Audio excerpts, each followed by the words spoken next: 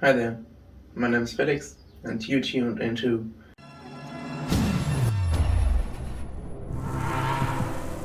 So, today we're gonna start a weekly series in which I will explain all the how-tos, how not to do's, the do's and don'ts, everything revolving around the proper nutrition and how to define yourself properly. I started working out around 3 years ago. At that time, I was weighing around 130 pounds or 65 kilograms. And I've come a long way. I've come a long way in terms of what to do and how to do it for best results. Since I started working out, I helped more and more people in the gym or close friends, helping get a proper physique and not destroying themselves in the process. I frequently see a lot of people doing exercises plain wrong, destroying their joints, destroying their tendons, and that's the problem. For the most part, you don't really know if you're doing them wrong until it's too late. Until your tendons get damaged, your joints get wear down to the point of needing surgery, and that's something you could easily avoid. What is he gonna do? What is he? What? Those aren't push-ups. Maybe he's a porn star and he's practicing. He's practicing the technique. Oh my gosh! What the heck? Okay, he did one normal push-up after all of that. Oh my. Просто невероятно. Да ладно, индийское кино его. Он с Индии же, да? Да ладно, целево что-то. Маду. Айса, Stop it. Get some help. So basically, every food can be broken down into three building blocks, the so-called macros. If you're not completely new to the bodybuilding scene, you might have heard of them. We have carbs, we have fat, and we have protein. Carbs are basically the fuel for your muscle engine. Protein are the main component of your muscles, the stuff your body builds muscles out of, and fat is an energy storage. Those come in different sources. Good carbs are, for example, quinoa, some nuts, whole grain bread, and so on. Bad carbs are, for example, fries, white wheat, toast, or most processed foods, since they have a lot of sugar in them. Good fats are found in natural butter, in nuts, in most tropical oils, for example, olive oil or coconut oil. And the bad fats are mostly trans fats, like everything that is fried, margarine, and rapeseed oil. Good protein sources, we have chicken breasts, we have again different nuts, whole grains like lentils or eggs, for example. And the bad protein sources, although you can tell them not so good protein sources, are whole milk, sausages, ground beef because it's very fatty. You can get lean beef instead. Beef of soy fed cattle. Grass fed cattle is okay. All three macros have fixed energy densities, also known as the calorific value, which is the amount of energy your body or metabolism will generate after consuming it. We have fat, which has 9 calories per gram. There are saturated, unsaturated, and trans fats. And then we have carbs. Carbs and proteins both have 4 calories per gram. Carbs come in 3 types. We have sugars, we have starches, and we have fiber. Naturally, sugars are found in fruits and are artificially added in stuff like candy bars, sodas, and processed foods. Starches are found in grains, legumes, and vegetables. And fiber are found in fruits, vegetables, and other foods.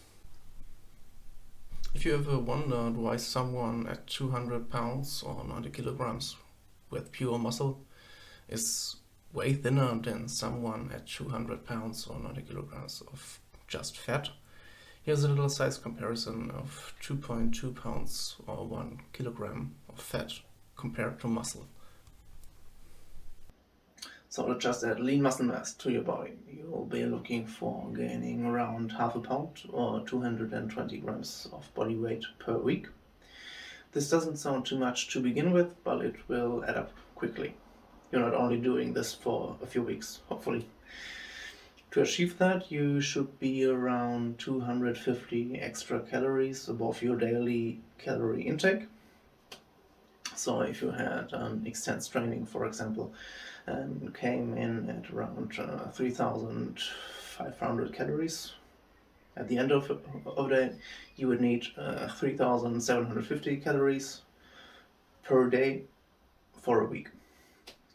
If you had a rest day or just didn't work out that day, and your base calorie, if you had a rest day or just didn't work out that day and your base consumption is at around 2,400, which is also my case. It's nice for calculating since I pretty much exactly burn 100 calories per hour. You would gonna need 2,650 calories on that day, and so on. Your daily protein intake should vary from 0.7 grams per pound of body weight for beginners to around 1.2 grams per body weight for intermediates or someone who is more advanced. So for optimized results right now, I'm eating 200 grams of protein per day for 200 pounds of body weight. But since every metabolism kind of metabolizes protein differently, and you can only use a certain amount of protein per meal, you can't just eat 200 grams of protein in one meal and be done for the day, unfortunately. So you split those up into smaller portions. I usually go for 4 meals with an additional shake or 2. It's also important to track your calories using something like MyFitnessPal, because most people drastically underestimate how much they actually eat and drink during the day. Eating is one thing, but most hidden calories come from soft drinks and everything. A can of Coke, for example, has I think around 140 calories, and who just drinks one day a Coke?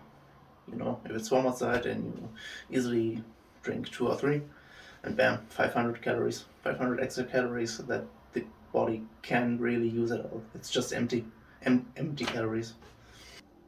It's also nice to know what and how much you actually eat, because your body can only use a certain amount of protein per meal, which is depending on how much you weigh, your workout routine, your gender, and a lot of different factors. So being at around 200 pounds and 50% body weight, my metabolism can effectively use around 40 grams of protein per meal. So I need to split my 200 grams of protein daily up into 5 meals, or 3 meals and 2 shakes, and so on. An adult 6 foot tall person, which doesn't really work out, like weighing at, let's say, 150 pounds or 140 pounds, will maybe absorb 20 to 25 grams of protein per meal.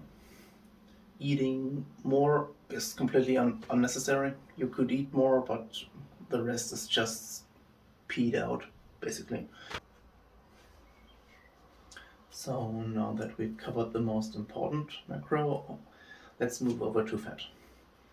Unlike some people trying to tell you, fat doesn't make you fat. It's an important energy storage used by your body to build itself properly. Although the numbers on how much fat you actually need vary a little, depending on your physique and everything, we simplify our calculation going with 20 to 30%. It varies a little. You can go from 18 to 28 or like 15 to 25 and so on, depending on how much carbs you want to eat, but for the sake of simplicity, let's say 20 to 30%. So using our intense workout session of 3,500 calories a day as an example, we simply add the 250 calories for gaining lean muscle mass. So we have 20 to 30% of 3,750 calories which is 750 for 20% or 1150 for 30%. We learned that 1 gram of fat has around 9 calories, so we gotta eat 83 calories to achieve 750 calories, or we eat 125 grams of fat for 1150 calories.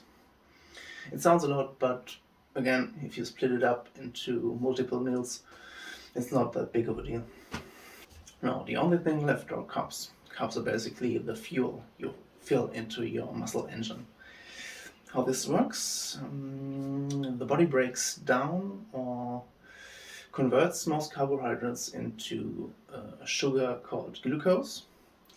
Glucose is then absorbed into your bloodstream, and with the help of a hormone called insulin, you also might have heard of it, travels into the cells of your body where it can be used for energy. Energy we use for lifting weights.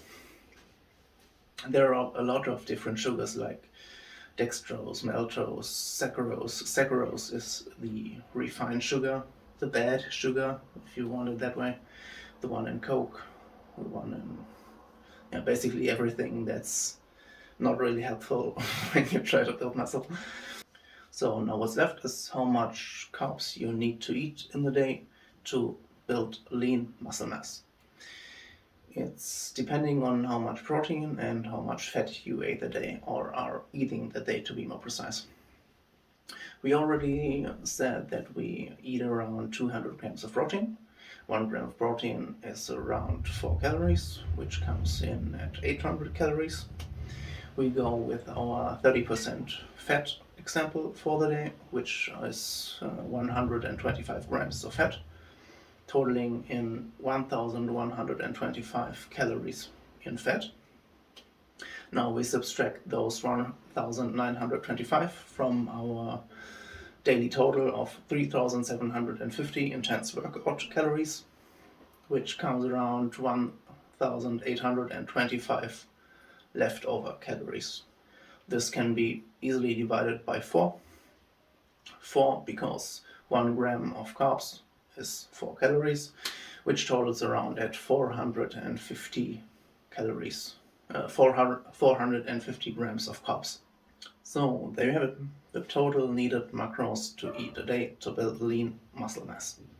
It may sound a little complicated at first, but since nowadays everyone has a smartphone, just typing in some numbers is really quickly done, and basically stuff like MyFitnessPal does all the work for you. Basically, you have a listing on how much of what you ate that day, and the rest is a little thinking for yourself.